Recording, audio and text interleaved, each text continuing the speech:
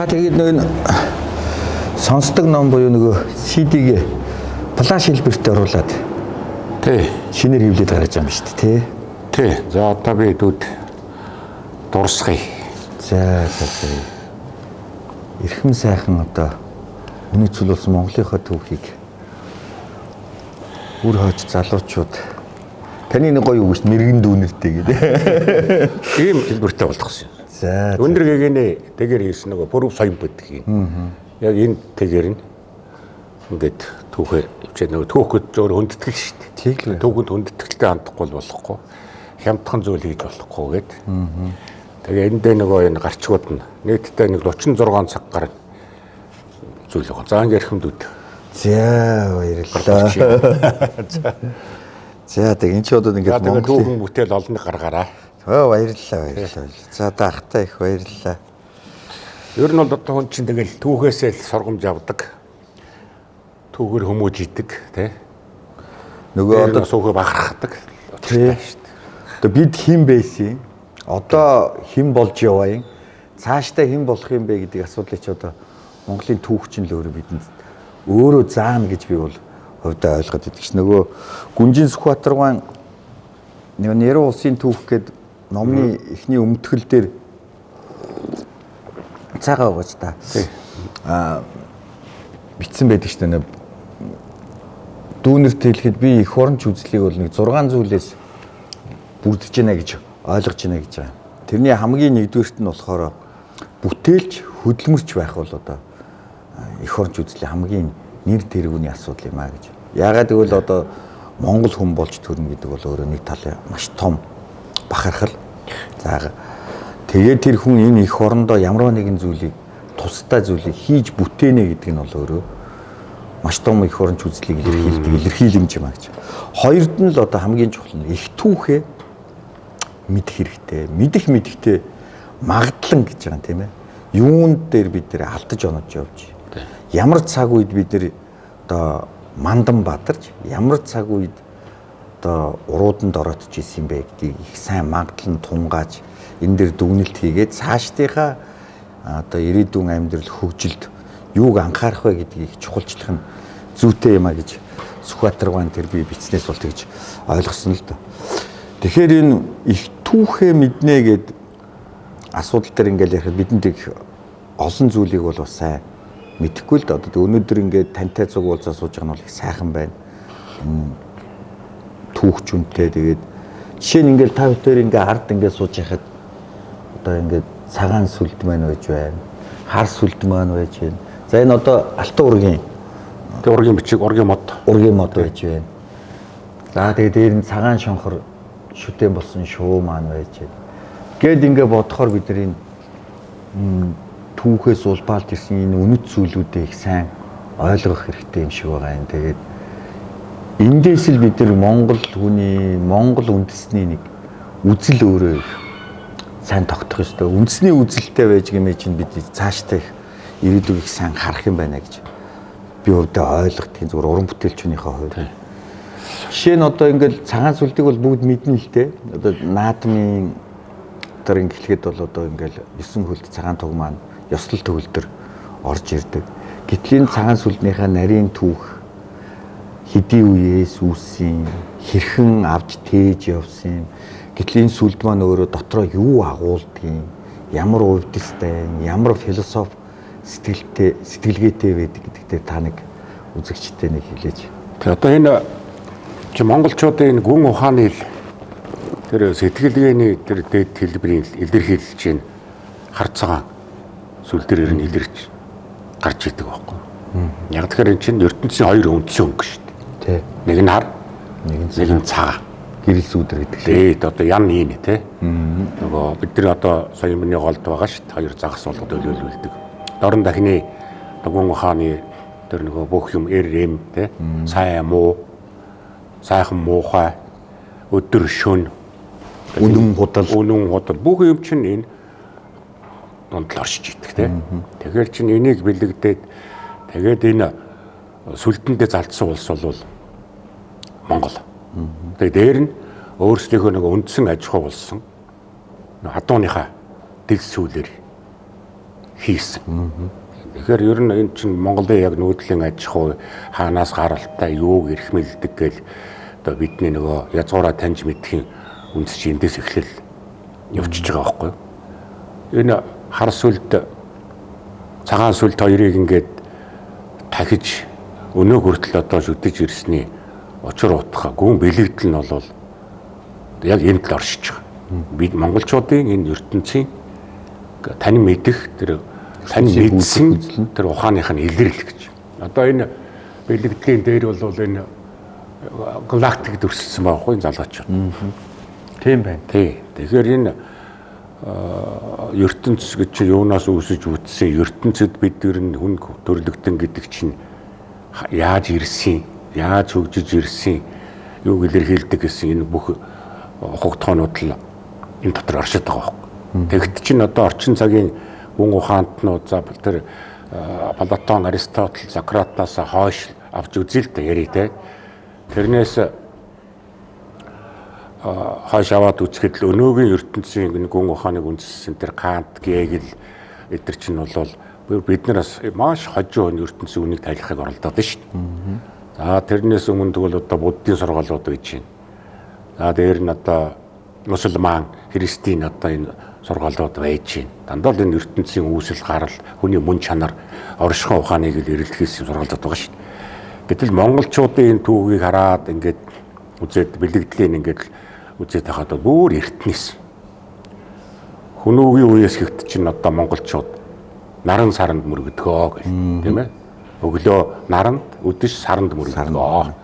За хүмүүгийн хаан бол одоо энэ тэнгэрийн ихчээ гэл одоо явцдаг шүү дээ. Тэгэхээр чи бүх юм монголчууд тэнгэртэйг холбодог. Тэгээ яг энэ бэлэгдлүүд бол бидний одоо үндсэн нөгөө сэтгэлгээ монголчуудын гүн ухааны үндэс нь болж явдаг. Тэгэхээр бид нар бол энэ сэтгэлгээний хувьд бол асар ер нь төгсөрцөн. Ер нь ингээд харахаар яг ингээд та сая Сократ, Платон, Аристотель гэж ярьж штэ. Ер нь бол дэлхий дээр ер нь бол өрөнд орны философи гэж нэг хоёр хуваагдж байгаа шиг байна тийм ээ. Тий. За миний ойлгож байгаагаар бол өрний философи гэдэг чинь ер нь гадна талаа таньж мэдэх гэсэн ирмэлзлэл. Бага байдал таних гэдэг. Тий. Дорны философи гэдэг нь илүү их дотгошоогоо. Тэр мөн чанарын зүй тогтлын тухай одоо судалгааны илүү их тэр тал руугаа ханддгийм байна гэж би хараад байгаа шүү дээ. Яг нь одоо чи яг нэг уран бүтээлч хүн болохоор чинь танаа тэр сэтгэлгээ их өөр өгдөг шүү дээ. Энэ одоо уран бүтээлчид, найруулагч нар, зураач нар, за яруу найраг зохиолч нарын сэтгэлгээ бол за яг хаа адал явдалт тэр өгүүлдэг тэр ойр зургийн нэг сонирхолтой зохиолууд байна шүү дээ. Гэтэл ихэвчлэн дэлхийд нэрээ дурсгаад төгөнд үлдсэн хүмүүс бол дандаа гүн ухааны чиглэлтэй өөр өөрсдийнхөө эрэлхийлсэн энэ бүтээл бүтсэн хүмүүс л төгөнд мөнхөрж үлдээд нь шүү дээ тий. Урлагийн бүтээлч гэсэн адилхан шүү дээ. Ерөөсөө тийм ээ. Эцэстээ бол ерөөсөө л ингээл урлаг руугаа л очиж байгаа шүү дээ. Одоо ингээл Монголын нууц тавчаа гэдэг энэ гайхамшигтай судар бол тэгэл тэр чигтэл урлаг шүү дээ. Тий. Ер нь тэгвэл урлагч өөрөө хийсүр сэтгэхгүй шүү дээ. Нөгөө бол бясалгал. Нөгөө тэр бясалгал дундаас ямиг олж бодит байдлыг тогтоож тэр хүмүүст ухааруулж ойлгуулж ийн гэсэн юм яваад байгаа шүү. Ер нь бол ингээл урлаг бол би тэгж ойлгох тийм ерөнхийдөө ингээд нэг хоёр зүй дээр тогтож байна гэж. Нэг нь бол мэдээж одоо таны дөрөв хэлдэг гоо зүг буюу сайхан муухай, сайн муу, гайхамшиг, гутамшиг, инээдэмт, эмнэлэх гэсэн. Нөгөө нэг зүй нь болохоор ёс зүй дээр. Тэр зан суртахуун, ёс суртахуун дээр тулдаг. Тэгээ энэ хоёр чинь өөрөө сая нийлээд бидэнд урлаг гэдэг утгуунаар дамжиж түүх, хүн байхын утга учир, хайрлахын утга учир, ертөнцийг танин мэдэх зүй тогтол тийм ээ. Одоо мөн чанарыг л бидэнд таниулах гэж байгаа л тэрийг арай өөр тийм нэг юм хэлбэрээр сайхан талаас нь сэтгэл хөдлөм нөхцлөөр л хүмүүст хүргэж байгаа аргачлал гэж би одоо тэг яг одоо тийм шүү дээ. Одоо яг орон яруу маягаар хэлэхэд бол чинь амьтнаас ялгарч байгаа хүний ганц мөн чанар нь энэ л байгаа шүү дээ. Өөрийгөө сайхныг мэдэрдэг, муухайг мэддэг байна гэдэг чинь амьтан бол тэр сайхан муухайг мэдэхгүй шүү дээ. Бүгдийг хоол гэж харна тийм үү? Тэг ин. Нин тэрүүний хэрэгцээг л бодсон шүү дээ. Тэг хүн төрлөختөн гэдэг бол өөрийнхөө гадна сайхан муухайг мэдэж ойлгохдоос гадна дотор сайхан муухайгаа нөгөө дотоодгоо сайхнаа олохгүй тэгээ сайхныг дэлгэрүүлэхийн төлөхөө явдаг чинь одоо энэ хүн төрөлхтнийг бий болгосон нэг юм зүйл байгаа шүү дээ. Одоо тэгэхээр чинь тэхийн тулд яг одоо ингээл дэлхий дээр нэг 200-аад улс үндэстэн мөр зэрэгцэн амьдарч байна тийм ээ, инх тайрамчнаа.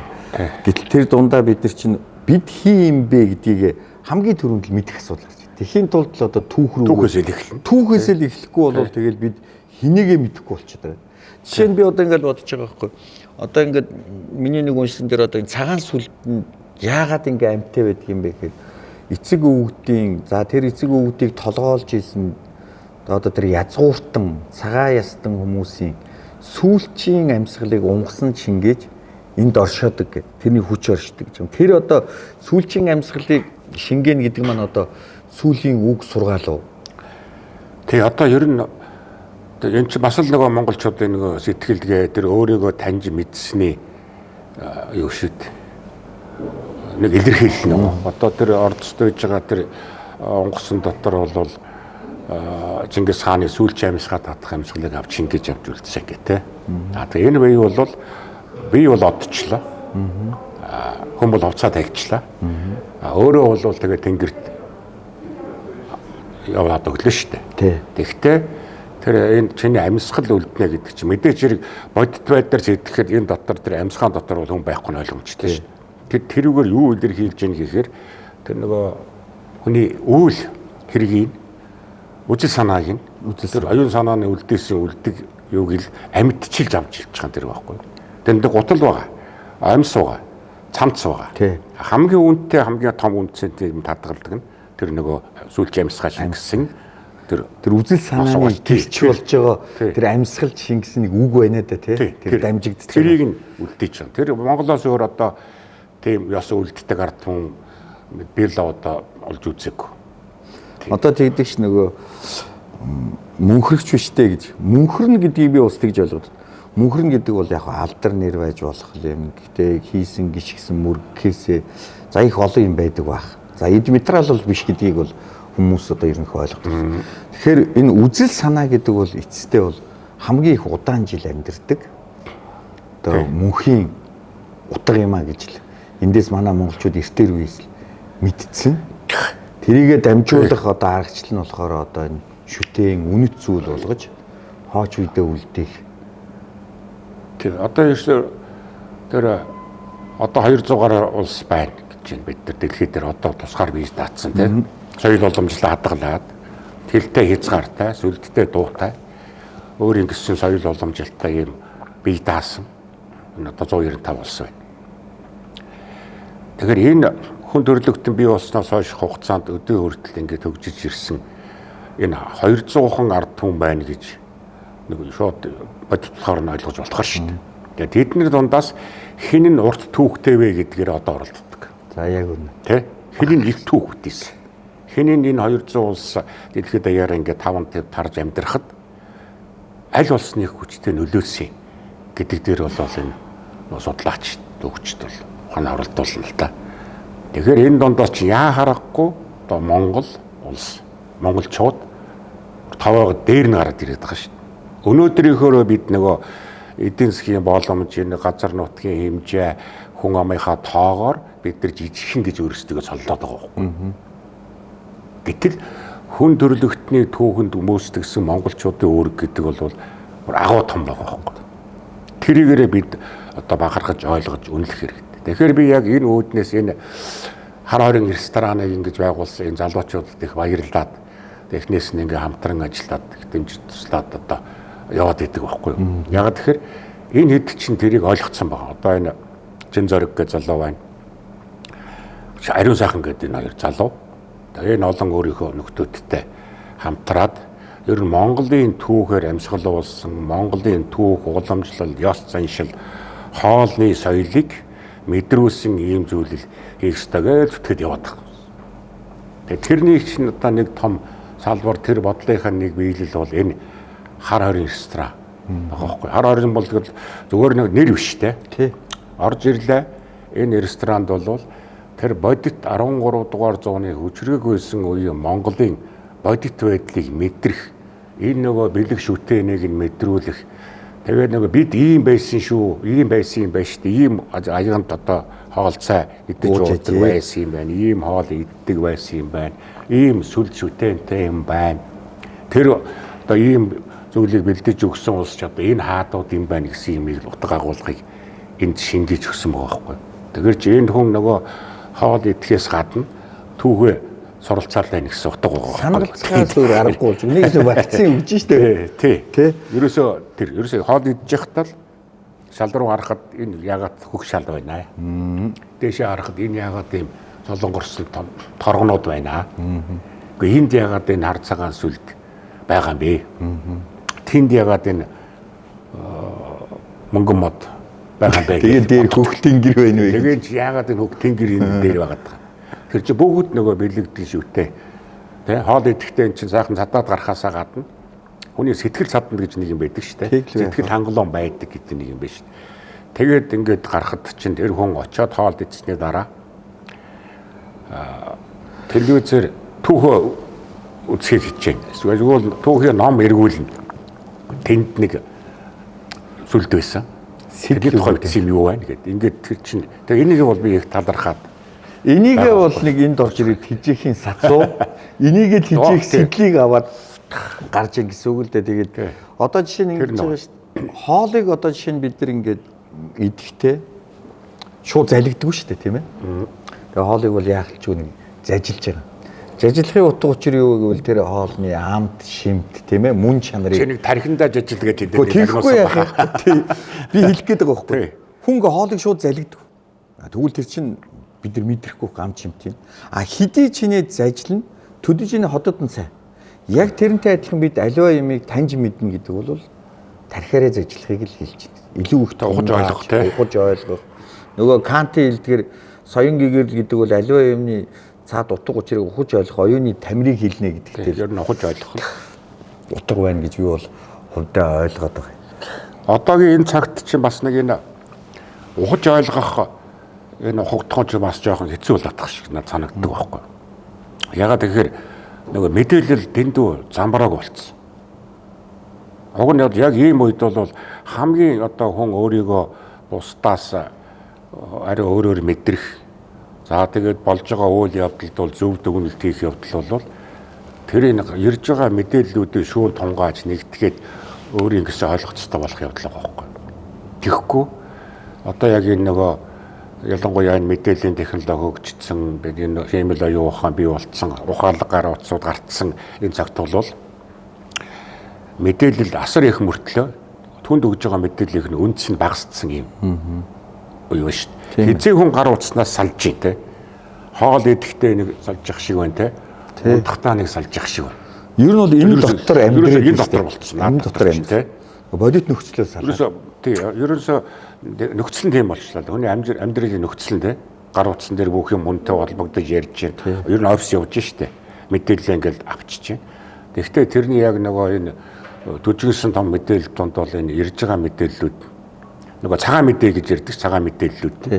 Тэр ихссэн учраас хүний нөгөө ухаж мэдэх тэр нөгөө юмны углуургаар нь ойлгох энэ ойлголцол их төвхтэй болж байгаа шүү. Тийм учраас бид нар нөгөө яриад байдаг нэг хар мас гэж яриад байдаг шүү.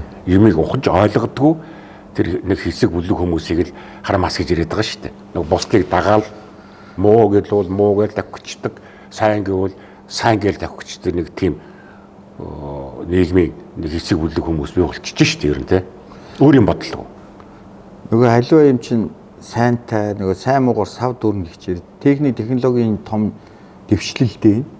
Гэхдээ энэ чинь буруу аргаар ашиглах юм бол бас үндэсний аюулгүй байдал нөлөөлөх бас том зэвсэг болох тийм магадaltaй шүү дээ. Тий. Одоо ерөөсөө технологийн дайн болчихлоо шүү дээ тий. Тэгээ энэ чинь оюуны тусгаар тогтнол гэж асар том ухтгуун байж байна. Энд бид нар хэр их тэнцвэрчлэлтэй, дархлаатай байх вэ гэдэг асуулт чи өнөө цагт бол хамгийн их тулгарч байгаа асуудал гэж би. Тий. Одоо дархлааны чинь нэг хэсэг л одоо энэ хоол идж байгаа энэ орчин байгаа байхгүй юу? Европ юм уу одоо мусульман шашинтны ертөнцид бас яг нэг юмрх ирсэн бас байдаг л баг л таа. Яг өөрсдөө соёлыг бүр толгойд нь хийлгэл өгсөн те. Одоо Европт энэ явж байхад чинь тэгэл өөр хуучны 1780 600 оны үеийн ирсэн яг тэр чивээрээ гэж шít. Тэгээд нэг яг хэдэн модын солисон гэсэн мөртлөө хэдэн мод үлдээсэн. Тэгээд тэрэнд нь хүмүүс битгий шаваастай. Ягаад тэгэхээр хуучин яг тэр нөгөө ширээн дөрвөл гоё биш. Өөр нөгөө том нөгөө банзангийн хийчихснээр харахад болгоч юм шиг те. Тэнд тансаг үнэтэй хоолтой тансаг хүмүүс идэх суудаг. Тэгэхээр чин тэр хүний бас сэтгэлгээ өөр байгаад байгаа биз. Энд орж ирэхэд чинь бас монголчууд чинь би өөрийнхөө ресторан дотор сууж байна. Манайх бас ийм түүх бүтээсэн ийм соёлтой байсан ард түмэн гэдэг хүмүүс бас мэдээ суудаг. Гадных нэг их авчирч байгаа аахгүй энд. Нөгөө бахархал нь болдог. За бид ийм байсан шүү. Зүгээр хоол идчихэж байгаа шүү. Ер нь бол яхад улс үндэстнүүд одоо бол өнөө цагт бол өөрөө өөрсдийнхөө тээгдэж ирсэн өв соёл, уламжлал, зан заншлаараа илүү ялгарх гэж үзэж ин л да, тэмцэлдэж байна. Тэгээ түрүүний таны хэлдгээр энэ их олон түүхийн урт хугацаанд хэн их нөлөөлөл өндөртэй байсан юм бэ гэж тийм ээ. Тий. Өөрийнхөө энэ соёлыг одоо хэр их түгээж чадсан юм бэ? Хүлээн зөвшөөрөгдөж жүүл чадсан юм бэ гэдэг асуудлууд их яригдж байгаа шүү дээ. Гол нь тэр ард түмний хүч чадлынх нь. Хүч чадлынх. Тэгтэл чинь соёл гээл чи манайхан ч бас ингээд соёл урлаг хоёроо ингээд ялгар салахгүй ойлгоод байна шүү дээ. Би бол одоо тэгж ойлгодог яг өөрөө соёлын урлагийн салбар юм. Соёл гэдэг бол хүн төрөлхтний ололт, материалог болон оюун санааны үнэт зүйлээ бид нар бол соёл гэж нэрлэдэг. А гэтэл тэр соёл чинь өөрөө маш их удаан хугацаанд шалгуурыг давж оршин тогтнодог, өвлөгддөг, уламжлагддаг. А тэрийг тэжээдэг гол одоо артерийн судас нь гэх юм бол урлаг байхгүй. Урлаг л тэр соёлыг удаан хугацаанд удаан хугацаанд амьд байх нөхцөлийг өөрөө бүрдүүлдэг. Тийм учраас нэг талаас харах юм бол соёл бол хүний тархитай ярина, урлаг бол хүний зүрхтэй ярина. Зүрхээр дамжиж тархинд одоо хүчтэй сигнал өгдөг. Мартуулахгүй байх. Мэдрүүлж яхад яг тэр чинь эцэстээ бид нар ингээл түүхийг судлаад за бид нар ийм зан заншилтай, ийм одоо соёлтой, ийм өвдөө байсан гэдгийг чи ингээд цуглуулаад эцэстээ юу гарч ирэх вэ гэхээр би хин юм бэ гэдэг л асуудал руу л очиж байгаа. Дотгош байгаа. Би ер нь яах. Тэгэхээр би хин бэгийг мэдхийн тулд монгол хүний үзэл баримтлал гэдэг нэг үндсэн тэр ухт хунлар бол очиж байгаа. Нэг ёсны монгол хүн юунд дургүй. За жишээ нь таны ярьдаг сайхан төгөнд биш энэ монголчуудын хамгийн дургүй юм бол урууж шарвах дургүй. Энд ч үзэл баримтлалын асуудал. Урууж шарвсан хүнийг бол ерөөсөө үздэггүй. Одоо тэр хааны бариад ирэхэд нь одоо уулан дайсан бариад ирлээ гэд өршөөх боловч чи хаандаа үнж хийсээс учраас надад ч үнж биш байх юм байна гэд одоо цаазаараа баг. Тийм шүү дээ. Чингис хааны хүчрхэг болсны гол үндэс нь бол тэр урагчдыг өгөө болгосон явдал баг шүү. Ерөөсөө нэг урвсан хүн хоёр дахь ургана. Тэр бол ойлгомжтой тий. Тэр бол хууль. Тэгэхээр тэр хүн урвахаа бай. Тэр үндэсний нэг үзэн яддаг юм шүү дээ. А гэтэл тэр Монгол гэдэг үндэстэн чинь нэг бахархал сайхан юм байна. Нөхөрлж чадах тухай асуудал тий. Хандлалын ёс баг. Хандлалын ёс. Жишээ нь одоо тэгэл ингэдэг ш нөгөө ам гарах, андгаа тавих, тангараг тавих гэх нөгөө дэнчингээрээ ялгагддаг гэл тий. Жишээ нөгөө ам алдвал барьж болдог, агтаалдвал барьж болдог гэхэд нэг одоо та бүхэн нэг ам гарчлаа гэхэд би амдаа алдахад тэрний нэг дэнчин нэг имэйл хазаартай морч байдаг юм уу эсвэл одоо 5 хантай гэр байдаг юм уу. За ингээд өнгөрчдөг юм. Дараагийн ингээд шатлан гараад ирэнгүүт нэг андгаа. За андгаа тавина гэдэг чинь нэг эргэтэнгээр дэнчингийн шийдэд ийн гэж байгаа шүү дээ. Нэг тавьсан андгааныхаа агуулгаас шалтгаалаа тийм ээ. Одоо нэг хүн одоо эртнээсээ сална гэдэг бол бас асуудал шүү дээ тий. За гэтэл хамгийн сүүлийн тангараг тавина гэл. Тангараг тавинаг бол одоо тангараг зөрчвөл там думна гэж юм бараг л одоо амьтаа ярьж байгаа асуудал тийм ээ. Гэтэл чин одоо ингээл бид нар юу юугүй тангараг тавья гэдэг. Тангарагыг гэрчлэх бол тэнгэр гээл одоо монголчуудын тэр актер том ухтхуун байж байна. Тэнгэр гисгэн гээл. Гэтэл чин одоо юу юугүй л тангараг өргөхийн өргөж байгаа хүн за өргөхч болно. Өргөх ёсон байж болно. Өргөлөө гэхэд тэр тэнгэрт мэдүүлж гин гэдгийг илүү их бас ухаарах тийм оюун санааны одоо тийм ойлголтоо ерөөсөө гол юм чинь л тэр байгаа. Тангарынхаа утгыг ойлгохгүй. Агуулгыг ойлгохгүй. Зүгээр л хэлэхгүй үг гэж ойлгох. Тэг үг биш шүү. Тангар бол ерөөсөө л цааз байгаа. Цааз шүү. Тий. Тангаргалсан л бол чи тэрийгэл биелүүлээгүй бол цааз. Гэхдээ одоо төрийн түвшээч одоо тангар хөрөж байгаа. Цааз гэдэг чинь үхэл шүү дээ. Ер нь бол одоо их хурлын гишүүн болох чи тангар хөрөж байгаа шүү дээ.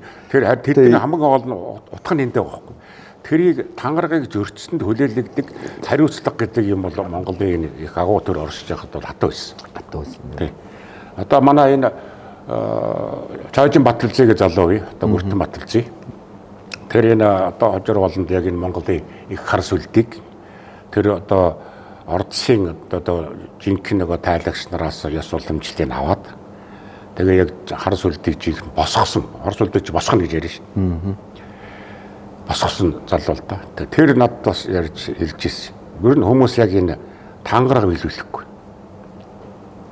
Тэгэхээр одоо шинэ улсын их хурлын гишүүд ингээд гишүүн болоод төрийн томоогоо барих энэ төр барих үйлсэд оролцоход нь ийм яг тангаргалсан бичиг загтал илгээх байнга байж идэг өртөнд байж идэг. Тэрийг сануулж идэг. Тэр чинь бас яг цаад утгаараа зөв байгаа байхгүй юу? Асар том хариуцлага. Бид ерөөсөө л энэ сүүлийн үед энэ 20 дугаар зууны цаг үед ч тийм болчлоо ороо босгоо байла. Монголчууд өмнө нь бас нөгөө тусгаар тогтнолоо энэ тангараа биелүүлж чадаагүйгээс болж л алдсан улс шүү дээ. Урууж эхэлсэн учраас бид нар хүчин борсон. Бид урваад эхэлсэн байхгүй. Нөгөө хааныхаа алд биеийн олж яваас алж чаддаг, ахуй төрөнд бүх алдардаг гэдэг энэ зургаалыг л умартсан. Тангаргаж өртсөн байхгүй. Тэрээс үлээлдэг.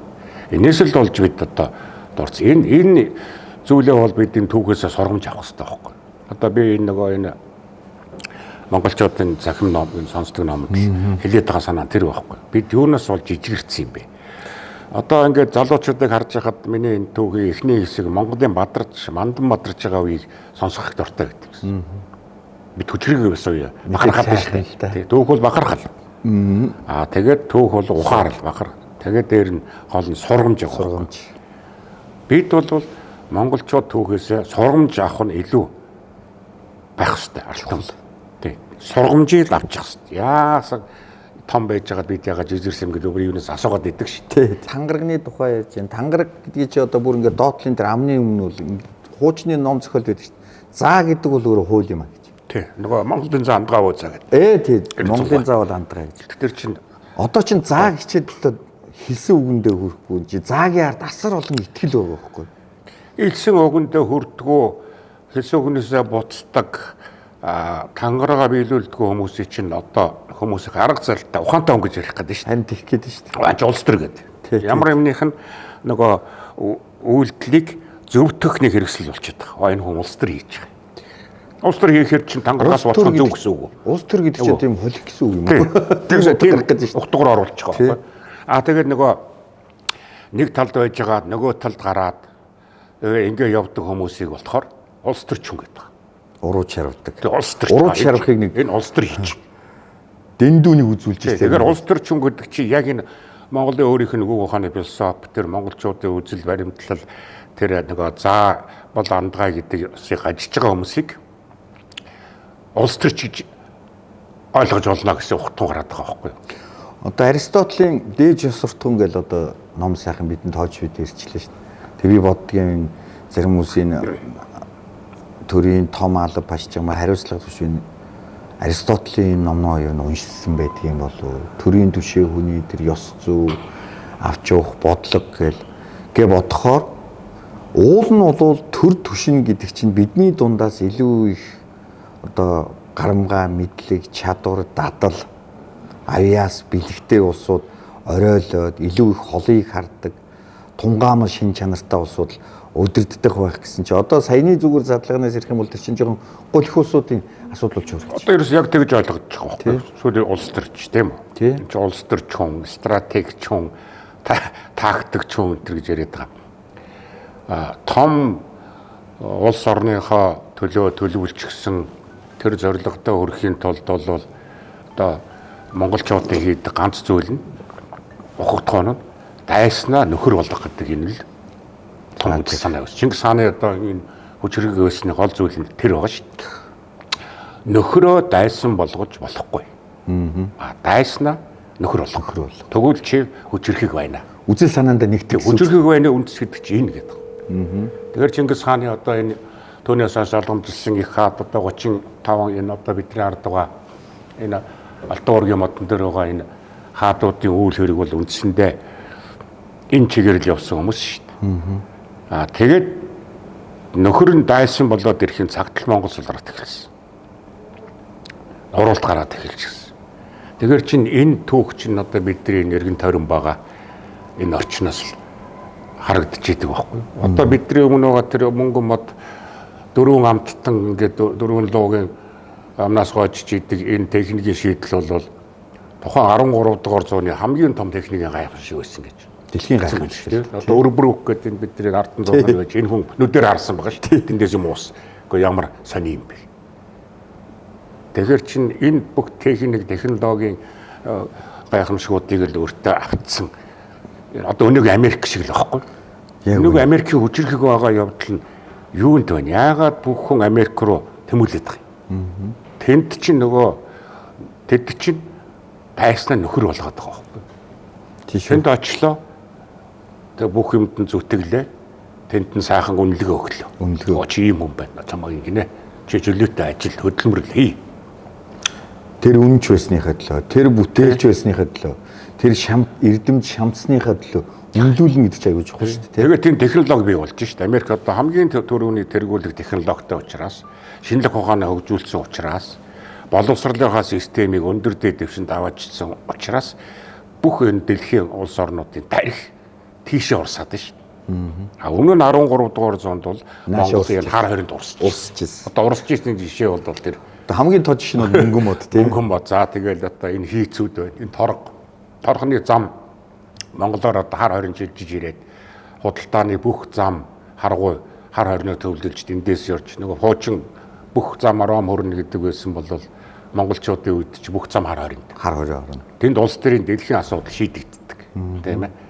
Тэгээ энэ дээр чинь одоо бидний нөгөө торгоны соёл, хувцсны соёл, хоолны соёл гэх юм чи асар их юм тэнд төвлөрөөл гараад ирсэн. Одоо жишээ нь ингэдэг шүү дээ. Ингээл аливаа үндэсний тухай ямарваа нэгэн урлагийн бүтээл хийхэд аливаа юм ч өөрөө урлагч өөрөө хамгийн нэн тэргүүнд шаарддаг нь судалгаа. Судалгаан дээр суурилж яагаад одоо вариацлах буюу сургалт хийж. За тэгээд тэрний ард боловсруулалт хийж яагаад уран бүтээл гарч байгаа. Тэгэхээр тэр судалгааг бид нэр ер нь хэр хийж гэнэ. Судалгаан дээр түшгэлсэн асуудлууд ер нь хэр их яригдж гэнэ гэдэг тал дээр бас их одоо анхаармаар цаг болсон. Ерөнхийдөө зүгээр тоймор юмыг юусоо хийж болохгүй. Жишээ нь одоо ингэж байгаа шүү дээ. Монгол гэрийн хөгжил гэдээ байж байгаа шүү дээ. Гэр тэрэг гэдэг байгаа байхгүй. Тэгээ тэр монголчууд чинь эртнээсээ нөгөө нэг юм асар өндөр сонор сэрэмжээр бол их чухалчилдаг. Тэгээ нэг тал нутгийн монголчууд гэдэг чинь нэг юм юу гэдэг нэг 30-40 км-ийн бараа харагдах газар буудаг тий. Гэтэ буухтаа маш хурдан гэр отгоо засчдаг. Тэрний нэг одоо тод шин бол гэр тэрэг байгаад байгаа. Тэгээ гэр тэргийг чи ингээд нэг ч хадаас ороогүй ингээд углуургаар ингээд бодоод хийцэн. Тэгээ салангууд одоо нэг тэрэгнийх нь тэрэгний дугуй өөрөө тоон болж байгаа байхгүй. Тэмс тоон дугуй биш. Тэр ингээд яс одоо маш хурдан авсаархан ингээд босгоод тоон болоод тэгээ ханаа тавиад унаа хийгээд за тэгээ тэрэгний арал нь өөрөө ингээд нэрийг хаалгуулад арлын одоо урт хэсэг нь одоо туг шийдмээ өлөгчдөг. Тэнд одоо Үлзий бат руугаа бууцсан байна гэдэг. За ингээ ийм үед нэг байгалийн гамшигч болдг юм уу? За тэр үед чинь одоо эзлэн төрөмгийлэгтэй байсан цаг үед довтлогоо гэдгийг холоос хараад маш хурдан арга хэмжээ авчдаг. Нэг бол одоо нүгэд алгуулцдаг. Нэг бол одоо сүрж одоо довтлох одоо байр суурин дээр ханддаг. Гэхээр чинь үнэхэрийн ийм сэтгэлгээний ийм тийм актер одоо өнөө цагийнхаар бол одоо хурдтайгаар одоо авсаархан буюу минималист сэтгэлгээ их өндөртөө.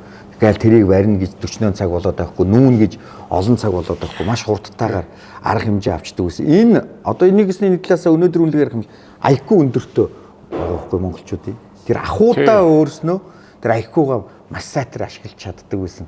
Тэрний л одоо тод жишээ. Тий одоо сая наадмар бахан шүүмжлэл. Харин тэглээ шүү дээ одоо. Тэр чинь судалгаан дээр бол нь хийж байгаа шүү дээ. Бид нар бол ёо хүмүүс чинь харснаа ойлгол бид тэр төрөнийг мэдээллийн энэ цагаан мэдээ тэргээ нэг яриад ирсэн да тий. За чи дараа нь тэр тархинд дэж ажилгээд нэг үлдсэн дээ тий. Тэр чинь ерөөсөө тэр утгал яваад байгаа байхгүй юу? Яагаад тэгэхээр бид нөгөө өөрсдийнхөө уламжлалт авахгүй сэтгэлгээний онцлог хаана юу хийж явснаа тэр мартсан мартгans жагаагийн илэрхийл байгаа байхгүй юу? Одоо жишээлбэл түрүү бид тэр ярьсан яагаад монголчууд хоёр том шүтэнэ хар цагаанаар хийцэн. Тэрийг одоо ухаж ярихгүй байна те. Тэр бид нар чинь энэ ертөнцийн тэр хэлсэн сайн муу ерөөсөө л хоёр тал хар цагаан гэдэг. Тэрийг таньж мэдсэн л гэсэн утга явж байна. Хоёрдугаарт монголчууд бол байгальтайгаа зохицож амьдардаг. Түүний хишгийн шүтэж амьдардаг те. Тэрнээс биш байгалаа нөгөө трактор байхгүй учраас байгалаа уухгүй яваад гэсэн юм шүү. Тий. Тэ? Өөр. Энэ байгаль дэлхийн их хэвээрээ байж ич бид байна гэсэн ухаан бол монголчуудын үндсэн юм шиг. Би байвал чи байна. Тий. Чи байвал би байна.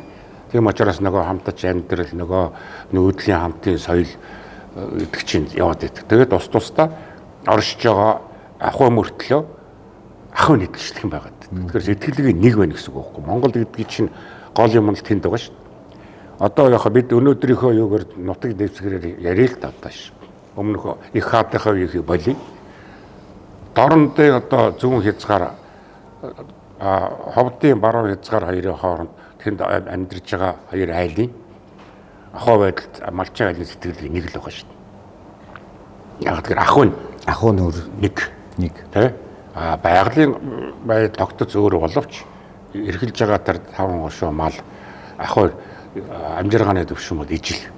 Тэгэхээр чи бид нар нөгөө яг яа харахгүй нөгөө бэлчээр мал аж ахуйд өсгөлсөн энэ дөрвөн улиралтай энэ Монголын энэ байгаль дундаас л төрж гарсан хүмүүс байгаа байхгүй. Бид өөрсдөө тэдний бүтээгдэхүүн. Дөрвөн улирал бидний ер нь дөрвөн улирал одоо би нөгөө нэг мал хоёр дөрвөөс 100 101 жилийн наадмыг хийж яхад төгсгөлийнхэн тэр дуугийн нөгөө дөрвөн улирал донд монголчууд бий болсон юм аа гэдэг нөгөө Данзангийн Нэмсүрэнгийн шүлгээр дуу манай Чимба маань аяагээ тэр сайхан шүлэгтэй шүү. Нөгөө аав хоймортой суух сайхан, ээж үүдээр орж ирэх сайхан гэдэг. Ерөөсөө тэр нэг сайхан гэж харах нэг өгтгөн гооц. Тэгээ юмыг яах вэ одоо муулж шүмжлэх бол нэг асуудал. Нөгөө тал дээр юмны сайхныг олж харна гэдэг бол өөрөө аюу том оюуны чадварын асуудал яригдаад байна. Тэгэхээр тэр шүлэг өөрөө яагаад их урт насалж юм тэр Монгол дөрвөн улирлын дунд бий болсон монгол хүний сайхныг л бид нар сайхан гэхээр их энгийн юм дунд чинь хамгийн сайхан оршиж байгаа. Аав хоймортой суугаад байж гин гэдэг бол үнэхээр сайхан. Тэр хүний дугаахан гэдэг за үгч ярихгүй. Тэр нөмөр нөөлөг, инээрэг те тэр итгэл үнэмшил аав байна гэдэг нь энэ бол хороогийн хамгийн сайхан юм. Ээж үүдээр орж ирнэ гэж ээж минь хөрх юм одоо тэгэл байнга бори боксгүй ажиллана, аргалж явна тийм ээ. Тэгээ нэг үүдээр ороод ирж байгаа гэдэг чинь л тэгэл гэр дүүргээл хичнээн сайхан бай гэдэг сайхныг л олж харж одоо Нямсурангоо битсэн. Тэр бол одоо бидний сэтгэлгээний өрмөц. Европод нэг ойлгохгүй. Аав дургуй болсон. Юу аав хойсох юу сайхан байна гэдэг яг үнэ. Ээж одоо тэгэл тэр галтгоонд л байж байгаа ямар сайн юм гэдэг нөгөө бид нар юу их өөр байхгүй. Тэ? Тэгээд энэ сайхан дундаас чинь бас нэг сайхан юмыг бас өмнөх үеийн түүхчдийн ингээл энэ номыг ингээ харж байхад энэ эрдэмтэн мэрэгдтэй ихтэй идэлж ээжээ тийм ээ. Ерөөсөө тэдний одоо үг за тэр эрдэмтэн мэргэд харийн хүн ч байж болно. Гэхдээ өөрсдийнхөө үзэл санаанд нэгтгэхэд итгэл үнэмшлийн бий болгочоод сая тэр хүний тэр нэг тархин дэх тэр оюун санааны үнд цүүлийг сонсож тэрийг тээж авч явна гэдэг бол асар том ухаан шүү тийм ээ.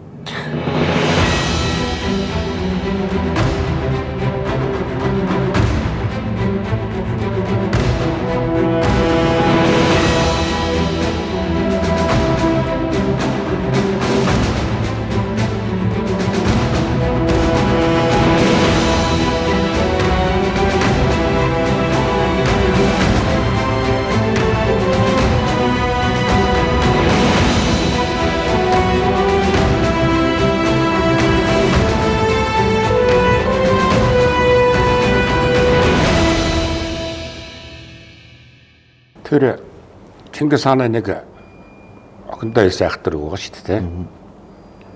Тэр хүнийг авч явахд бол тэр бие навч явахаас гадна ухааны навч явах л хамгийн хэцүү шүү гэсэн одоо утгатай байгаа шүү дээ.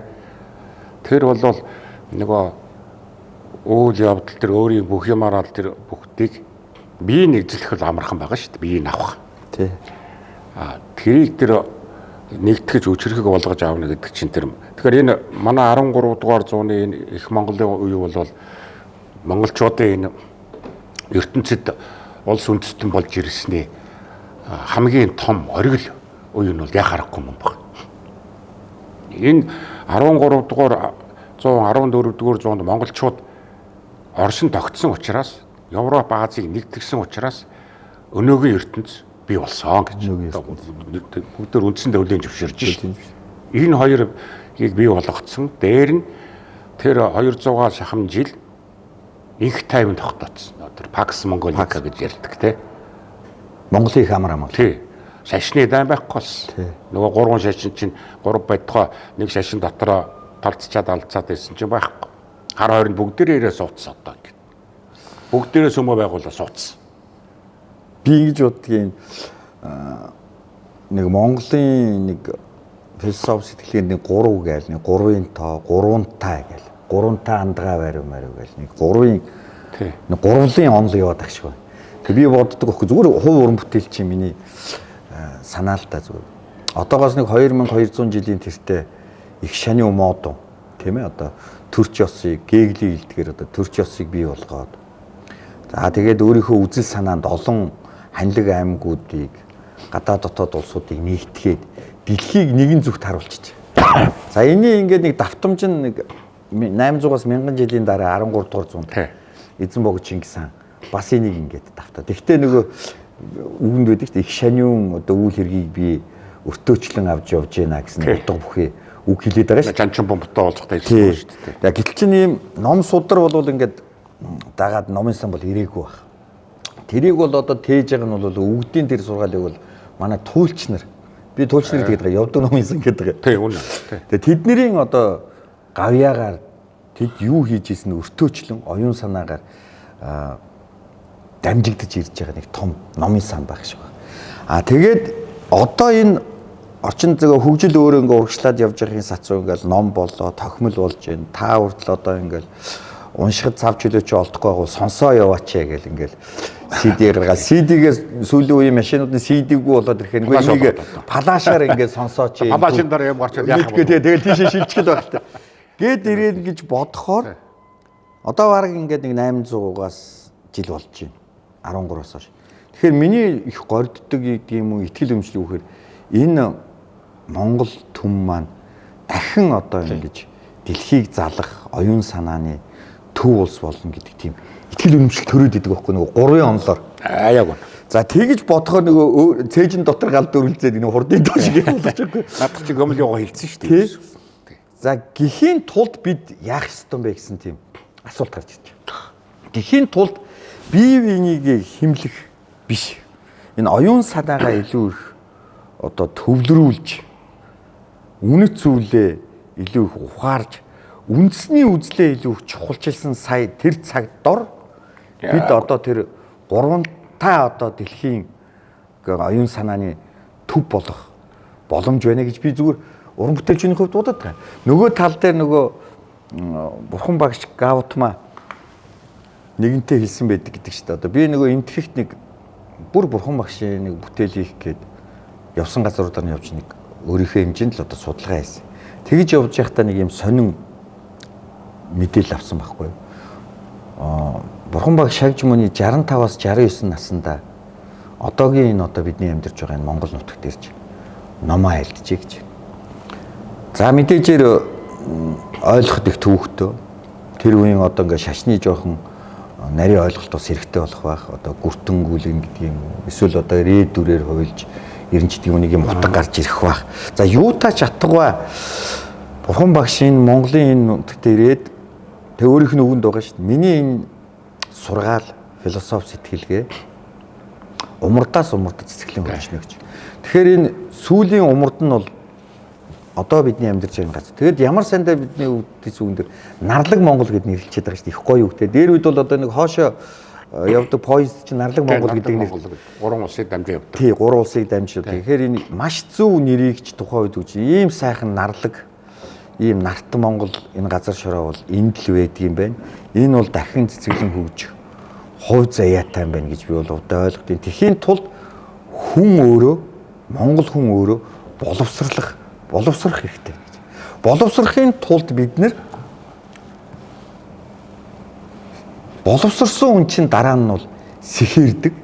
Тэр сэхэрсэн зиндааныхныг болохоор нөгөө оюунгоо хэлдгээр нөгөө элитүүд гэдэг одоо анги гарч ирэх. Тэр элитүүд чинь өөрөө нийгмийн хөтч нь болоод хаашаа явах уу гэдгийг одоо зүг чиг алтан гац нь болдгийм байна гэж би бол ойлгоод идэг байхгүй. Тэгэхээр одоо бид нар хамгийн түрүүнд л энэ ард түмнийхээ энэ боловсрох нөхцөлд нь илүү их анхаарахгүй бол зөвхөн одоо нэг энэ кипер ертөнцийн юм мэдээллийн дунд ингэх юм бол харин ч бүр тархин илүү хугаагтаад магадгүй хүчрхэг улсын одоо тоглоом ашиг сонирхлынх нь одоо юу болчих вэ гэж тийм ээ гар хөлн болчих вэ гэсэн бодлоос ингээ үе үеэс орж ирэх юм а эмзэглэх юм. Үе ширээс байнга оруулж явах хэрэгтэй гоо яг надад хэлж. Яагаад гэхээр бид нар ч одоо яг чиний хэлж байгаа энэ одоо сэтгэлгээ чиний сэтгэлгээний төвшингийн илэрхийлэл шүү дээ. Бид болохоо байж гэсэн юмрыг хэлж байгаа байхгүй юу? Тэгээд бид болохоо байж бид болохоо байсны учир шалтгаан юу вэ нэгдүгээр. За тэгвэл учир шалтгааны учрыг яаж олох вэ? Тийм ээ. Учрыг олсон бол одоо бид хэрхэн төлөвшөх вэ гэдэг ингээд ийм үе шаттай бас хугацаа шаардсан ийм зүйлийг биднэрт яг зайлшгүй хийгдэх болоод байгаа. Бид 300 гаруй жилийн өмнө одоо 1630-аад оноос эхлээл харийн хэрэгшээлд ороод өөрсдийнхөө мөн чанарыг алдаж ирсэн. Энэ үеэс өөрсдөө хаах хэрэгтэй байхгүй. Тэгэхээр чинь одоо бид нар нөгөө түүхэл үзэн шүү дээ. Тэг шүү дээ. Та нар одоо уран бүтээлч хүн юм дандаа түүхэл ухаад байгаа гэж. Түүхэл ухах нь те. За тэгээ гүн ухаантнуудыг уншиж чинь одоо бидний ярианаас ингээд хараад байгаа. Тэгэхээр энэ чинь яа харахгүй нөгөө бид оршихуйн тухайн асуудал яриад байгаа байхгүй юу? Яаж оршиж ийсэн? Яагаад тийм болчих вэ? Тэгээ өнөөдөр бол бид нэр өнөөдрийн төвшингийн хэмжээнд бол яг өөрсдийнхөө байгаа байдлыг бол боддоор хараад тэр өмнөх байсан төвшин төрсэн сэтгэлээрээ тэр өнөөгийн нөхцөлөө үнэлээд нэхэд байгаа байхгүй юу? Одоо тий. Тэгэхдээ бидний яриа бол бид агуу байсан. Маш олон юм өндөрлөгтөнд өгчихсэн ийм агуу ард түмний үр садаа. Тийм. Гэтэл яагаад өнөөдөр бид өөрсдөө голоод байгаа? Бид өөрсдөө л голоод байгаа шүү дээ. Тийм шүү. Тэрнээс биш одоо дэлхийн ертөнц биднийг нэг голж хараад юм байхгүй. Бид өөрсдөө голоод өөрсдөө олж харахгүй байгаа учраас өөрсдөө унгаад байгаа. Өөрсдийнхөө тэр үзэл баримтлал, философи сэтгэлгээ тэгээд өөрсдийнхөө зан аашаа хаяад байна. Би одоо өөрсдөө хаяад байгаа байхгүй. Учираас ингээд нөгөө аливаа уран бүтээлчийн ерөөсөө үзэл санаан дээр тулдаг. Үзэл санааг илэрхийлэх чинь өөрөө дүр байдаг байхгүй. Тэгээд дүрийг чинь тодорхойлохын тулд гадаад төрх, дотоод ертөнцийг үзэх үзэл, зан ааш авираар нь тодорхойлж байгаа шүү дээ. Тэгэхдээ бид нар чи одоо яг Монгол хүнд байх зам, ааш, авир, аншингүй болж эхэлж байгаа байхгүй. Гадны соёлын довтлогоонд бидний гэсний одоо бэхлэлт цайзаа унгаагаад байгаа байхгүй. Тэрний нэг тод жишээ юу вэ гэсэн чинь ингэдэг юм байна. Одоо манай одоо нэртэй сэтгүүлч Золоо ахын аав бол одоо мундаг том зохиолч үлээ. Гомбуга. Тэгээ Гомбуга өөрөө зохиолоо өччих та Золоо ах өдөр ээж. Яавал би одоо гоё Монгол зохиол өчих вэ гэдэг. Тэгээ Вангангуй тэр тусланд гардаг байсан юм л. Тэгээ Вангангуй ч өөрөө их эртэж хүн, маш их ажил хэрэгч хүн. Өглөө нөгөө шар цүнхээ барайл гараал явахаар Гомбуга бүр отж байгаа бол Ванга хаа таныг хэдхэн минут зарцуулаач гээл. Би одоо зохиол өц ирсэн Монгол дүр гарч ирэхгүй байна гэж. Яавал зохиолтой вэ гэсэн чинь Вангангуй нэг зогсон юмнэ. За хөөмнэ чи. Бид бол ингээд ахуугаасаа холдог ард юм аа. Чи 5 хошуу малаа сайн судал. Тэр 5 хошуу маланд байгаа тэр зан ааш авир бол Монгол хүний зан ааш юм шүү гэж автобусандаа явцсан гэж. Тэгээ сая гомбогоо тэрхэн богино хугацаанд тэр актер үгийг тусгаж аваад бүтээлдээ тусгаад гайхалтай сайхан бүтээлүүдээ түмэн олондоо өргөн байсан. Тэгэхээр бидний одоо та тэр хэлж бидний ахуй соёл гэдэг чинь одоо өнөөдрийн энэ хар хорин гэдэг ресторан хоолн зоогийн газар ингээ бид нэр сууж яана гэдэг чинь бидний ахуйтайгаа ойрхон байж байгаа. Энд бидний нөгөө сануулга юу идэж уух юм бас. Бид одоо хит их цагаан хоолмол гэдэг ингээ явах юм уу? Эсвэл энэ жилийн дөрвөн үйлдвэртэй зөгцсөн хоолуудаа яг номлцсон байсан шүү дээ. Заацсан байсан. Тэрийг идэж уух юм уу? Одоо яг энэ наад сэтгэхгүй чинь энэ залуусын толгойд буусан байгаа байхгүй юу? Одоо энэ чин зориг ариун сайхан төөний нөхдийн толгойд буугаад байна шүү дээ. Зүгээр нэг сайхан ресторан байгуулад хоолгоо идүүлчдэг юм хийж бодсонгүй шүү дээ. Иргэн тойр 0 түүх хийсэн байгаа. Шалнаас нь тацах бол тийм. Тэгэхээр энэ хоёр чинь түүхч биш. Тэ? Заавар одоо уран бүтээлч биш, нариулагч биш тийм ээ. Тийм шүү. Тэгээ уран зохиолч биш.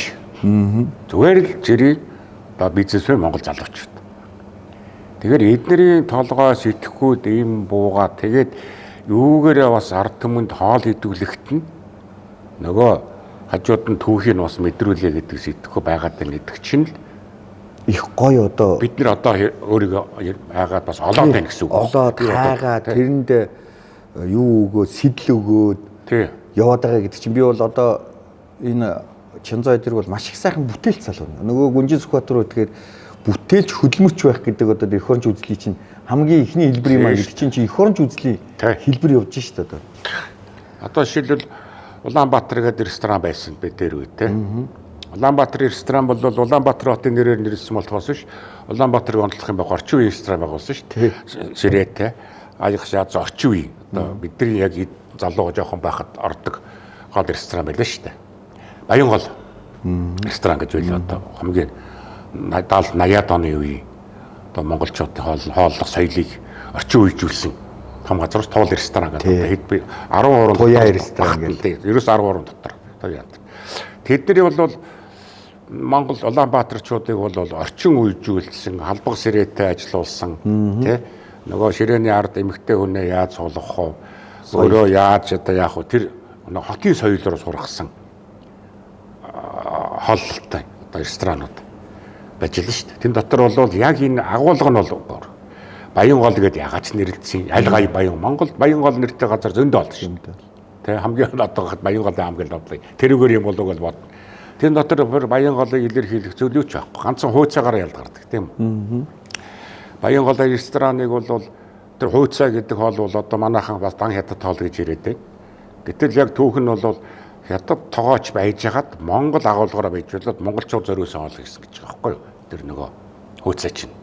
Дос өөхтэй өөхтэй шүү дээ. Тий. Сүүлний өөхтэй. Тавьж ийч тий. Сүүлний өөх Монголд л шүү дээ. Эдгээр нь монголчууд л шүү дээ. Тэгээд өөр юу баг. Гэтэл одоо ингээд 21-р зуун гараад ирэхээр монголчууд чинь эргээд нөгөө ийм том хот мегаполис хот болцсон юм чинь энэ хот дотор байж байгаа Улаанбаатарчуудаа эргээд нөгөө ахуурыг оруулах энэ юу руу орж штэ. Орчин үеийн соёл чинь биш. Халбах сэрээтэй мөнгө аягтай ресторан гэдэг одоо боддоо тий. Мөнгө аяган цайваад. Орхог боодог иддэг энэ ресторан. Тэгвэл хоолны соёлт нь бол өндөр дээд зэрэглэлийн рестораны стандарт. Тий. Тэгэхээр чинь бидний залуучуудын сэтгэлгээ бас түүх өргөөнгийгөө түүхээр бахархах ёстой мэн гэдгийг ойлгоод тэгээд тэрийг түмэн түгээх өөрийнхөө бүх арга хэлбэрийг олоод шүү дээ. Би түүх чүн гэхэд одоо нэг сонсдог ном энэ зүгээс ном хийгээд явж байгаатай адилхан. Монголчууд бас өөрийнхөө түүхийг өөрийнхөө эзэлж хийж байгаа бизнесээр чи уралгаараа. Одоо жишээлбэл чи ихэд одоо Атила хааны тухай жүжигийг одоохонтой хийж байна. Атилагаа одоо бид марчаад байгаа шүү дээ. Тий шүү. Тэ? Оолч тэр Европын хаа байсан тэр юуны манай тэр ямар ч хамаагүй манайхаас 200-300 жилийн дараах тэр Европын баг болцсон хүн жигж ярьж идэх хүн байдаг байхгүй. Гэтэл тэр чинь хүмүүгээс олсны 200-300 жилийн дараа гэхэд Европт тесрэлт хийсэн, Европт өөрчлөлт хийсэн, их нүүдэл бий болгоцсон монголчуудаа удан байж байгаа. Одоо ч байж байна. Одоо ч. Тий. Сая бид нэр мартаад ингээд энэ чинь одоо санаад ах хэрэгтэй.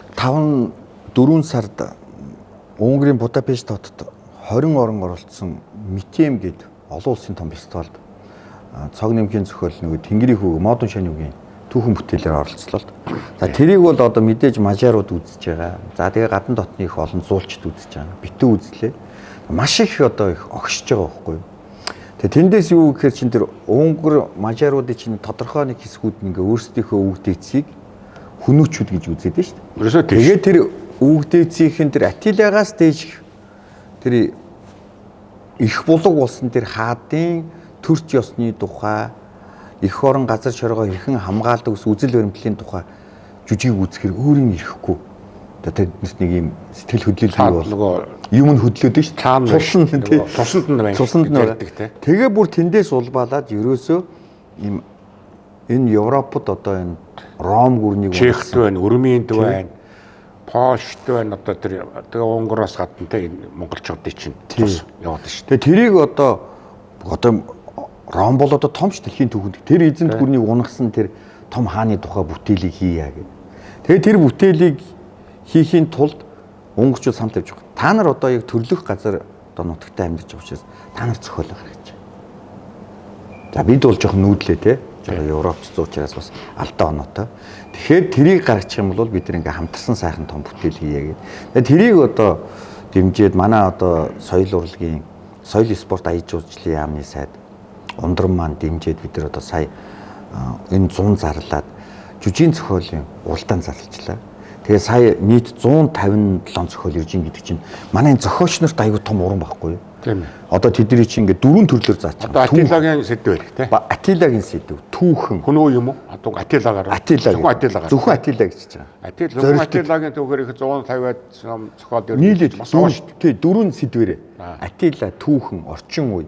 Хүүхэд залуучдаа бас хайж болохгүй. Ингээд нийлүүлэхээр ингээд 157 зохиолын одоо нэг 10 гаруй нь Атилагийн сэдвтэ ирж ийн гэсэн мэдээлэл байна. За тэгээ өнөөдрөөс бол ингээд шүүгчнэр ингээд томилогдоод зохиолоо уншиж байна.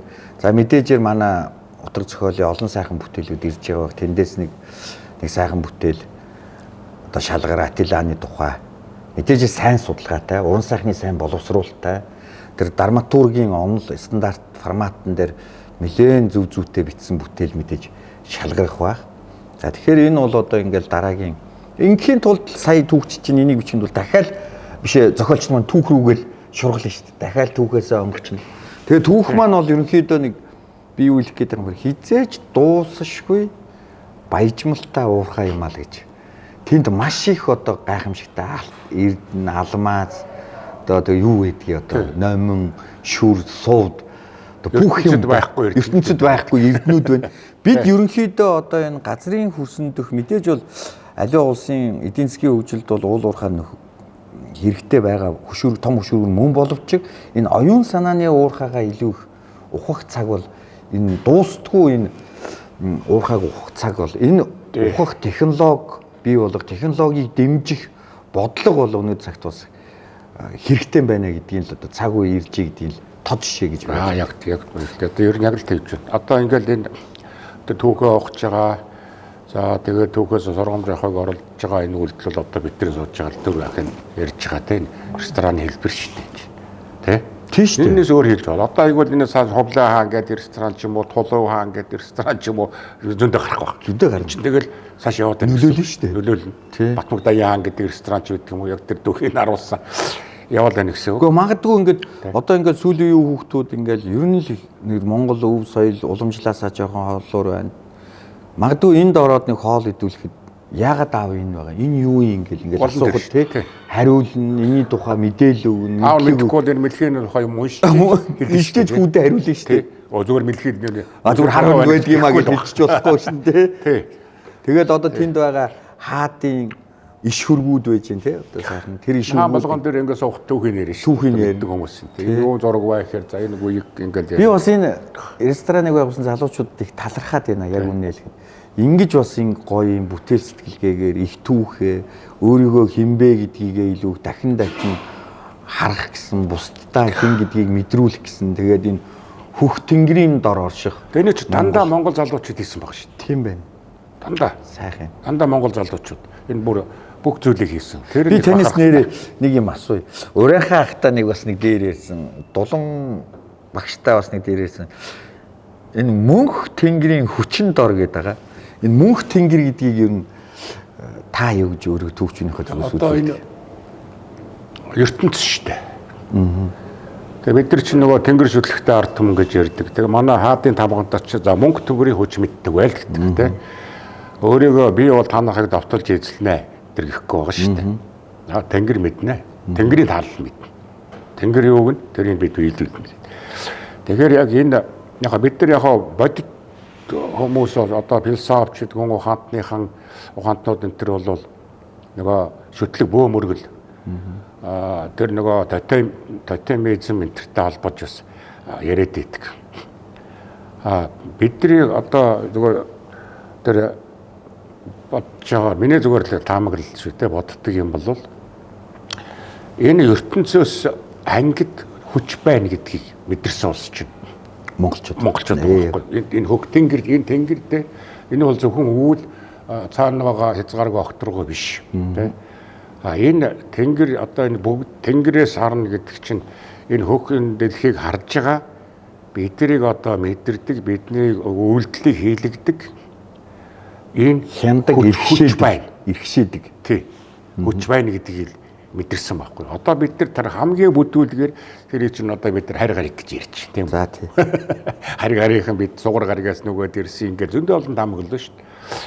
Магадгүй бас тийм байхаг үгүй шүү дээ. Монголчуудыг хөгтөө мэрэгэн одноос нүүж ирсэн улс гэж тэр янз бүрийн одоо зөвгнөл таамаглалууд янз бүрээр явж байна. Бид бол хүн төрөл хүний ертөнц бол өөрийгөө таниаг байгаа шүү дээ.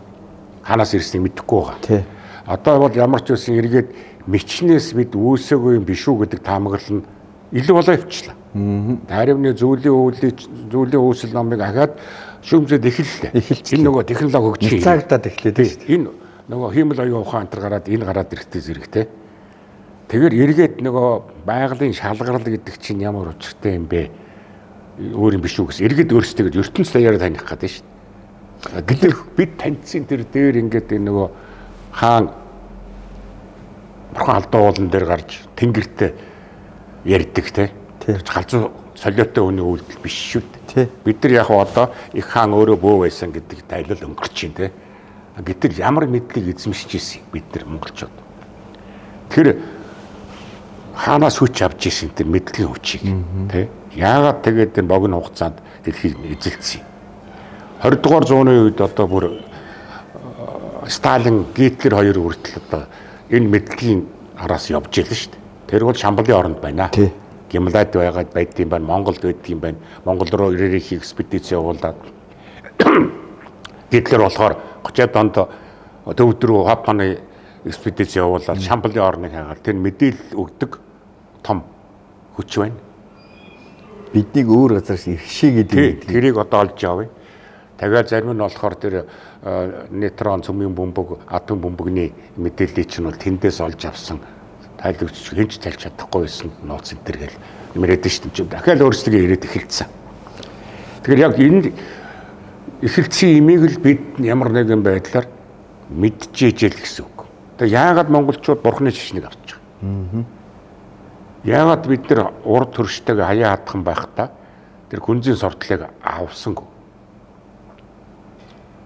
Яг тодорхой хугацаанд одоо бидний хил хязгаар хаашид түрэгдэл яваад байсан л та тий. Гэхдээ цагаан харин бариа зогсоочж байгаа шүү дээ. Тий. Тэр бол улс орны одоо хамгийн анх одоо тэр том хил хязгаар хэрэм барьсан. Трамп одоо дуурайгаад шүү дээ. Хэрэм барих гэдэг шүү дээ. Өмигсэлтэй. Тэр чинь давтаад. Тэгэхээр хэрэм барьж тусгаарлах бол хил хязгаар асуудал. Бид нар бол хятад өмнөх одоо хөршөөсөө их өөр гэдгийг чинь ганц авч үлдсэн ялгаатай болгосон юм. Шашин байгаа шүү дээ. Бурхны шиш. Шашин соёл өөр, хэл өөр болчихоор л энэ хоёр чи хэдий том баг ямар ч байсан бэ нийлдэггүй. Нийлэхгүй шүү дээ. Бие биенээс ялгаатай учраас нэм хасах цэнийг болчиход ингээд цалаад. Тэгэхээр чи энэ дотор ч бид нар өөрөө өөрийгөө оршин амьдруулад байх. За та нар ингэж яв гэсэн ийм нэг юм юу баг шиг байна. Хүч. Тэр одоо юу ямар хүч, далд хүч гэх юм уу? Одоо шидийн хүч гэх юм уу? Манай нөгөө Монгол эрдэмтэн нөгөө Христофор Этвуд биш үү? Монгол судлаач Америк. Тэр хэлсэн байдаг шүү. Монголчуудыг сонио арт юм. За яг ингээл бүр түүхээс доош алга болоод арчигдал байхгүй. За энэ дуустлаа гэхэд л босоод ирсэн. Тэгээ нэг Монголын заяа гэдэг. Тэр чинь Монголын заяа ихэ аманда мөнгөн халбаг зуут төрсүүлсэн. Монголын заяа ихэ гэдэг чинь яг энэ. За ингээ байхгүй болчихжидэл гэхэд гараад ирдэг. Тэгэхээр чиний хэлдгэр нэг 3 дахь давлгаа тий. 3 дахь энерги. Одоо тэр чинь нэг пассионарости онол гэдэг гомлоо хэлсэн байгаа шүү. Үндэстний хөгжил бол дандаа ийм бэлтгэт. Тэр 500 бас 800 жилийн настай байдаг гэдэг байна. Тэр чинь Монголын түүхийг зодтолж харж бичсэн байгаа л та. Тэгээ ингээ явчихдаг. Тэгэхээр бид нар бол одоо ингээд уруудах үе дуусгацсан байгаа байхгүй юу? Одоо бид нар чинь өгсөх үедээ гарсан шүү дээ. Энийг бол бид нар хатуу ойлгож явах хэрэгтэй. Хизээ өгсөх үедээ гарсан гэхээр бүр тодорхой хэдэн он бай гэж Үлзэбаатар хэлээдэггүй л 1911 он гэлж. Манжаас салсан тусгаар тогтолд олдсон. За энэ бол хэдий ялагдж ирсэн хүнд хэцүү зам туулж явсан ч гэсэн бид нар нөгөө уналтаа зогсооцсон байна. Одоо бол онжоо биш шүү дээ. Хүмүүс онжоо гэдэг яриад. Өөдөө явж байна. Дөнгөж хэдхэн жил үү? Тийм ээ. 100 гарах жил. Дахиад цаана нь 5-аас 600 жил өксөх гээд шүү дээ. Одоо бидний өмнө дахиад өксөх 5-600 жил бай. Харин тэр өксөж явах энэ явдлаа харин ямар болох вэ? Доош гулахгүй хүн шиг. Зүгээр нэг байнга хүл алдчихгүй хүн шиг. Хүл алдаад буцаад байрандаа нэг 11 онлог очичихгүй хүн шиг ингээд яваад байгаа байхгүй юу? Тэгэхээр бид нар чинь хөгжлийг ахаад цаашаа одоо оргил төрөх 5-600 жилийн нас байна гэж одоо тэр үзэж болохоор байгаа байхгүй юу? Тэр нөгөө гомлоо тэр пассионарстын донлоор бол. Тэгэхээр чи бид нар бол босож яваа ард түмээ өөрсдөө үүсгэж болохгүй. Болохгүй. Өөрсдөө таны медиаг хэдүүлээ сайхан түүхээ сайхан ухаалгаар үзчихье. Сургамж авчия. За тэгсэн ийм л санаа байна да. Энд дээр юу тэр санаа нийлдэг. Тий, ерөнхийдөө ингээ хөгжил гэдэг бол одоо байшин барилга, машин техник гэхээсээ илүү хувь хүний хөгжил чи одоо дэлхийн хөгжил болчиход байгаа. Учираас монголчууд одоо бид нар бол өөрийгөө өөрчлөх хүсэл хамгийн их өөрийгөө танихаас таньжээж өөрчлөлтийн тухай бодож одоо байгаа байдлаа танихгүй болохоор чинь өөрчилж чадахгүй шин. Тийм шүү дээ. Би хинбэ гэдгийг мэдэхгүй юм чи одоо ер нь хэн болох гэж өөрийгөө өөрчлөх юм бэ? Харин би өөр хүн болъё гэж бодож юусоо болохгүй байхгүй. Ер нь бол нэг өөр юу болъё те. Би бол өөрийгөө таньчих. Би ийм юм би энэ хүү юм бэ штэ. Гэсэн цагт бид нар одоо энэ явж ийн гэж би бодоод байгаа байхгүй. Энэ бол яваад байна бид нар. Явж байгаа. Яваад байна. Би нөгөө төрөний асуусан асуултан дээр өөрийнхөө нэг уран бүтээлч хүнийхээ гаргалгааг яг найруулагч бид нар чи их сайн судалж ээж, сайн логик хөөж ээж, сайн гаргалгаа аргумент гаргаж ээж л уран бүтээлч нь өөрөө жоохон шийдэл бүхий оноо зарим байгаа, зарим нь төвшүүлсэн санаа нь ямар нэгэн хөгжлийн нэмэр нөөлөг болно гэж бодох юм бол мөнх хөх тэнгэр гэдэг та түр их гоё хэлээд бид нар ямар нэгэн иргэшээж тэр өглөө бүхэн Хүнүүгийн хаан наранд залбираад орой саранд мөргөд байгаа. Тэгэхээр энэ нар сарны тохиолын энэ нар сарны иргэшээлд бол бид байгаа юм байна гэдгийг мэдэрчээд байгаа. Мэдэрч тий. Одоо их астроном судлаач болж штэ. Тий. Тэгэхээр би бол ингэж хэлэх гээд байгаа. Мөнх тэнгэр бол зөв миний л уран бүтээлчний гаргалаа шүү. Хөх нар юм а гэж би бүр уран бүтээлд оруулаад. Энэ нарны чи ингээ харахаар бид нар нарыг ингээ харахаар нэг шар гэж харж байна. Эсвэл өглөөний мандах нарыг улаан гэж харж байна гэсэн чинь нар чинь ерөнхийдөө галын дээр байдаг нэг хөх дүл шиг тийм өнгөтэй юм байна гэдгийг бол дэлхийн бас одоо том эрдэмтэн судлаач нар Blue Sound гэдэг одоо нэрлэдэг хөх нар. За тэгэхээр тэр хөх нар гэдгийг мэдсэн учраас магадгүй та түр хэлж илээхгүй. Бидний одоо энэ соёмб гэдэг. Соёмны одоо хамгийн дээр бол тэр хөх дүл болж байгаа. Чанамлсан 3 гал гэж нэг тайлбарлаж байна. За тэрний доор бол одоо мэдээж энэ ертөнцийг эргшээж, ертөнцийг амьлуулж байгаа, ертөнцийн амьд зүй тогтлыг оршоон байлгаж байгаа нар. За тэгээ энэ сар буюу одоо энэ сарны хамаарал нөхөйн нөлөөлөл. За тэгээд доор нэг явж байгаа та түрүүнд гэж нөгөө ингээд арга билгийн за яг үндсэндээ бол одоо ингээд улаан өнгөтэй цагаан өнгөтэй байгаа шүү дээ. Улаан тэгээ тусал их дагаж их эцгийг хоёрын тусал санаад явж штэ. 5 өнгө байгаа шүү дээ. Үндсэн 5 өнгөтэй. Соён бүдэр. Өндөрийн соён бүдэр. Тэгээд тэр нь өөрөө ингээд дугуй. Тэгээд энэ дугуйг болохоор бид нар чинь ингээд орчлон гэдэг юм ба шүү дээ. Тэгээд орч гэдэг маань бол одоо хөдөлгөөн. Тэгээ лан гэдэг нь мөнхийн гэдэг энэ мөнхийн хөдөлгөөнд хамтдаа ингээд бид явах хэрэгтэй буюу ингээд яг хөө сүүлдээ орчлон болоо гэж. Энэ ингээд сэтгэлгээг хүртэл ингээд эрт мэдсэн зүй тогтлын гол мөн чанарыг тэгээд энийг маань өндөр гигэн өөрөө бүтээгээд өөрөө харагдсан үсгээд соён бүсэг зохиогоод одоо бид нар ингээд төрийнхөө одоо хамгийн том бэлэгдэл болсон эрхэм дээд тийм ээ дүрс болгоод ингээд явна гэдэг бол өөрөө тэр дүрсгүй орчлон дүрсээр хэрхэн зангидж болох тий оюуныг зангилж болох амьдралыг ирээдүг зангилж болох тэр айхтар ухтхууныг л бидэнд үлдээж ил гэж би. Тийм шүү дээ. Одоо яг надчлал мөн. Одоо тэр бидний нөгөө сэтгэлгээний гол онцлог тэр нууцаа танин мэтгэл. Одоо сургууль Батэр төрөний сургууль ярьж байгаа гэсэнтэй боловсрал. Яг энэ хүүхдийн танин мэдхүү ухаан орж ирэх цагаас л энэ сэтгэхүйг л зааж хэрэгтэй байна. Монголын сэтгэл уламжлалт сэтгэлгээ гэдэг хичээлж гэдэг юм байна шүү дээ.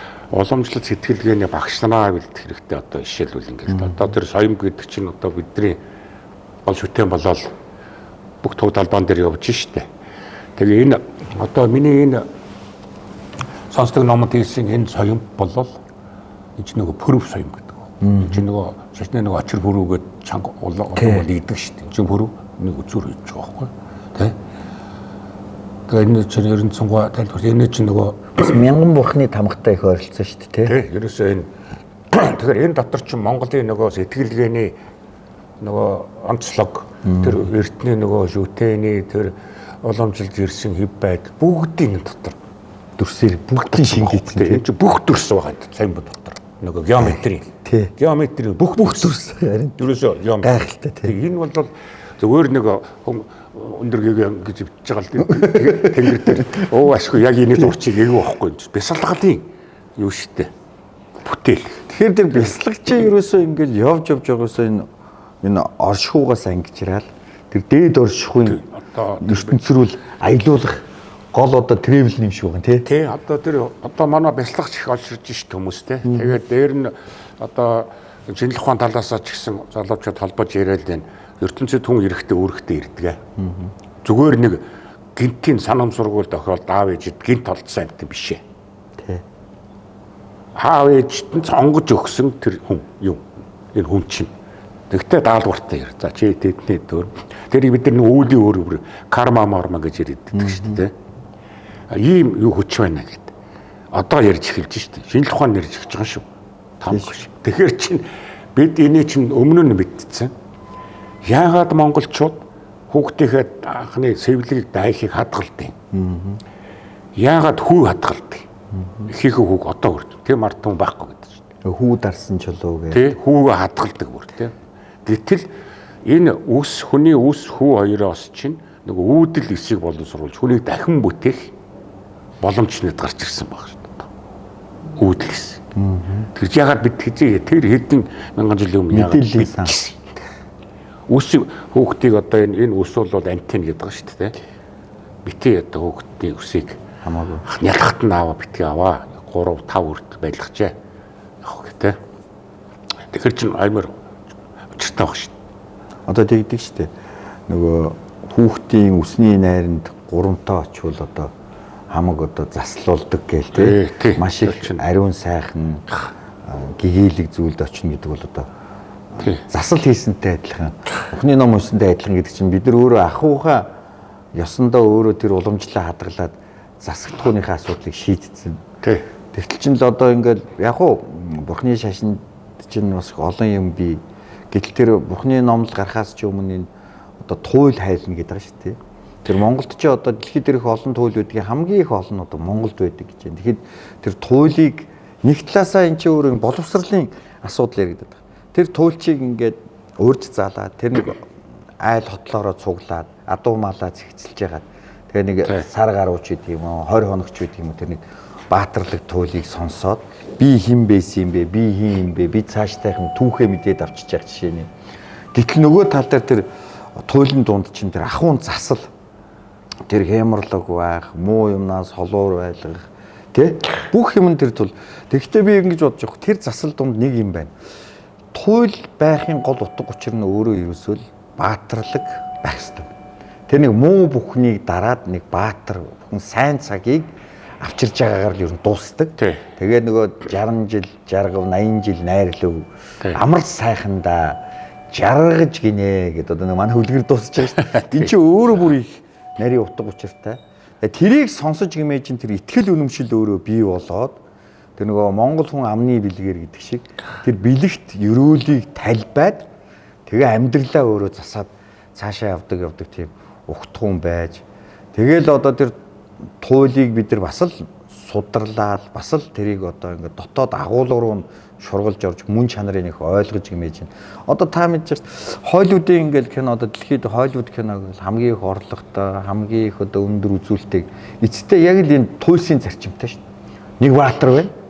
Муу юмтай тэмцэж явж байгаа л ард түмэн юм уу, хотол олондоо ч юм уу улс гүрэндээ сайн сайхан цагийг авчирч өгөө. Тэрний яг өөрөө амьдаараа авчирч өгч болно. Бас өөрөө нас нөхцөж авчирч болно. Ямар тач авчирч өгнө. Тэгээд хэппи энд. Ямар ч яг үнэ аз жаргалтай төгсгөл. Гэхдээ ерөөсөө хүн төрөлхтний тийм юмдэл дуртай. Хэн ер нь муу муухай ямиг үзээ муу муухайгаар хорвоог дуусгаж байгаа юм таатай байх вэ? Тэгтэл чин тийм л ерөөл талбин гэдэг чинь ердөө тэнд л орсон туйл номондоо хүртэл энэ орсч ирсэн юм байна гэдгийг.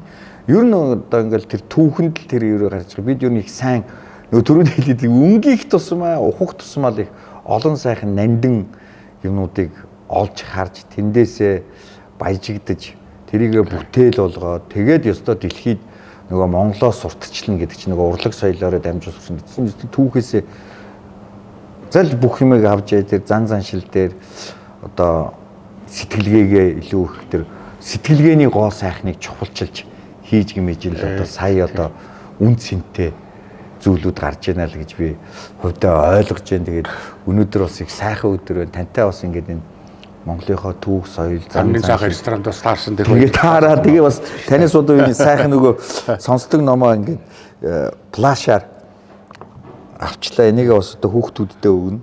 Одоо нөгөө ямар ч текчин дээр ажиллана гэдэг ба шүү.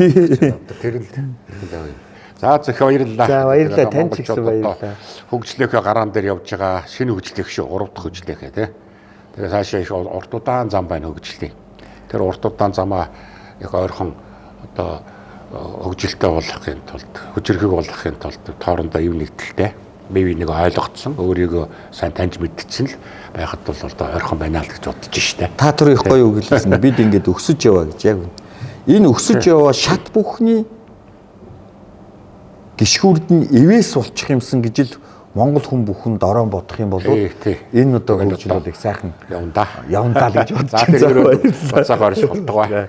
За баярлалаа хаа.